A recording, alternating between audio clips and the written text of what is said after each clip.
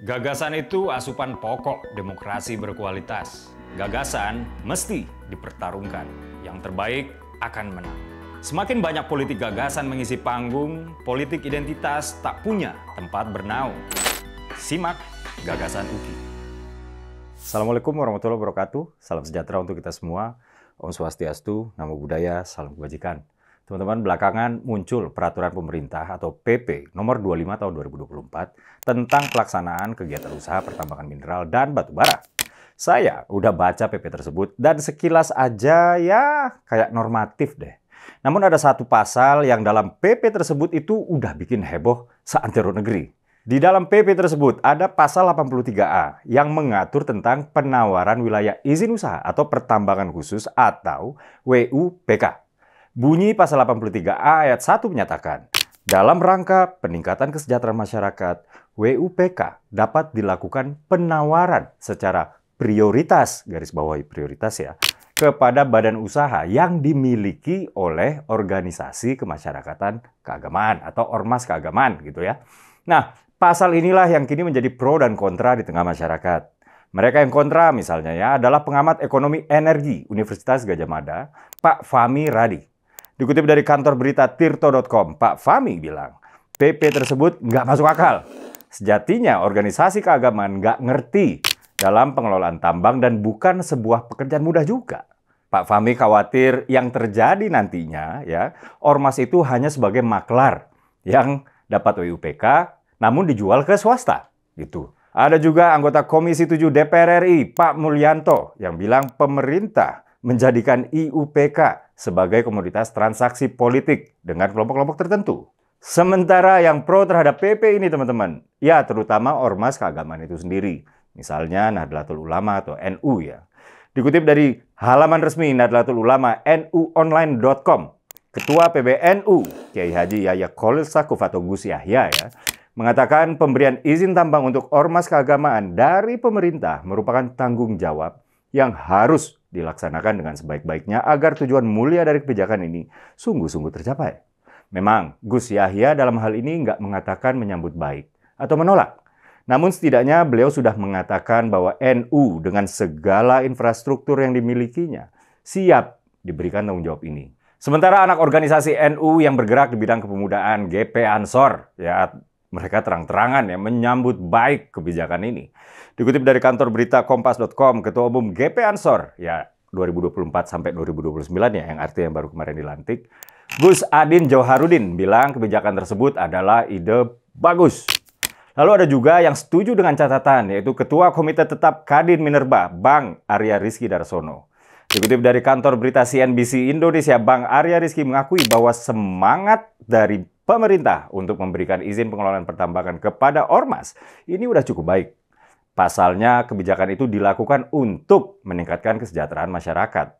Tapi menurut Bang Arya, kalau memang di dalam PP nomor 25 tahun 2024 ini menyatakan bahwa akan memberikan prioritas kepada badan usaha di bawah ormas, ya, Bang Arya menyarankan perlu adanya revisi undang-undang.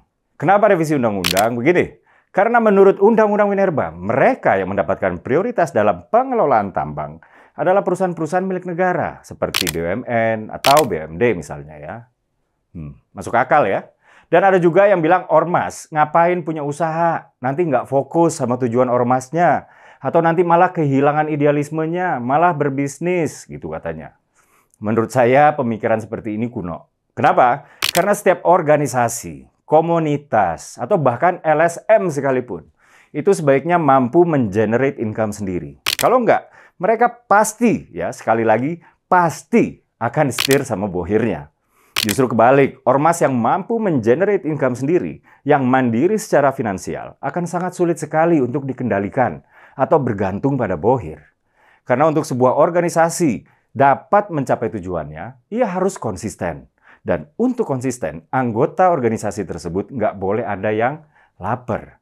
Dan untuk mengisi perut anggota tersebut, apabila bergantung pada bohir atau proposal misalnya ya, maka akan sulit organisasi tersebut untuk menjaga idealismenya. Malah akan mudah disetir oleh bohir.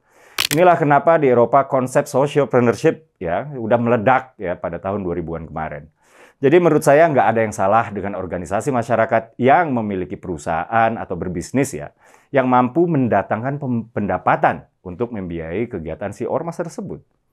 Justru ya teman-teman, dengan cara begini mereka akan dapat fokus dengan tujuannya. Jadi bukan ini persoalannya. Nah, mungkin yang menurut saya masih agak abu-abu adalah poin memprioritaskan perusahaan di bawah naungan ormas keagamaan. Sementara Undang-Undang Nomor 3 Tahun 2020 tentang Minerba mengatakan yang boleh diprioritaskan itu cuman BUMN dan BUMD. Sisanya harus ikut lelang seperti ya ini mengikuti semangat persaingan yang adil lah. Lalu apa kata pemerintah soal ini? Bang Bahlil tegas mengatakan bahwa penerbitan peraturan pemerintah nomor 25 tahun 2024 terkait pemberian izin pengelolaan wilayah izin usaha pertambangan khusus atau WIUPK ya, itu nggak bertabrakan dengan Undang-Undang Minerba. Kata Bang Menteri Investasi ini begini nih, dinyatakan pasal 6.1 ayat J Undang-Undang Minerba ya, pemerintah berhak berikan prioritas kepada WIUPK-nya. Itu ada. Dan atas dasar itu, PP kita lakukan perubahan. PP ini mengakomodir pemberian IUPK kepada ormas yang punya badan usaha, agar mereka juga punya hak. Nah, Bang Bahlil juga mengatakan bahwa ormas keagamaan yang berjasa terhadap kemerdekaan RI layak untuk diapresiasi. Dan pemberian izin ini juga harus melalui mekanisme penjaringan yang sangat ketat atau highly regulated alias nggak sembarangan. Pertama, izin itu hanya diberikan kepada ormas yang memiliki badan usaha serta ditujukan di bekas wilayah izin usaha pertambangan perjanjian karya pengusahaan pertambangan batubara atau WIUP ya, PKP 2B. Jadi cuman batubara ya guys, kita nggak ngomongin yang lain, apalagi udah ada yang sampai bawa-bawa nikel lah, dan lain-lain. Kedua, ormas yang sudah menerima IUPK nggak boleh memberikan izin tambang itu ke pihak lain. Hal ini ya supaya mencegah timbulnya kerugian negara. Ini artinya argumen Pak Fahmi dari UGM yang saya sebut tadi ya, itu gugur teman-teman. Jadi untuk poin ini Bang Bahlil bilang, pemerintah setelah IUP ini kami berikan kepada organisasi-organisasi kemasyarakatan, maka kami carikan partner di mana IUP ini nggak bisa dipindah tangankan. Ini sangat ketat, tidak gampang, sebab IUP ini dipegang oleh koperasi organisasi kemasyarakatan itu, dan nggak bisa dipindah tangankan dalam bentuk apapun. Jadi gimana teman-teman? Saya pribadi sih setuju ya dengan PP baru ini sebagai wujud apresiasi kepada ormas keagamaan yang telah berjasa besar dalam upaya kemerdekaan Republik Indonesia. Dan saya meyakini kader-kader ormas keagamaan seperti NU, Muhammadiyah itu bukan kaleng-kaleng kapasitasnya. Jadi lebay banget kalau dibilang mereka itu nggak mampu misalnya. Saya juga setuju dengan Bang Bahlil bahwa akan dilakukan atau harus dilakukan mekanisme super ketat untuk menjaring badan usaha milik ormas tersebut, jadi nggak sembarangan. Tapi saya harus akui, catatan dari Kadin tadi cukup beralasan bahwa memang sebaiknya Undang-Undang Minerba ini direvisi. Bukan untuk mengakomodir PP, tapi saya melihat ada pasal-pasal yang dalam pelaksanaannya itu dianggap bertentangan, yang tadi saya bilang ya.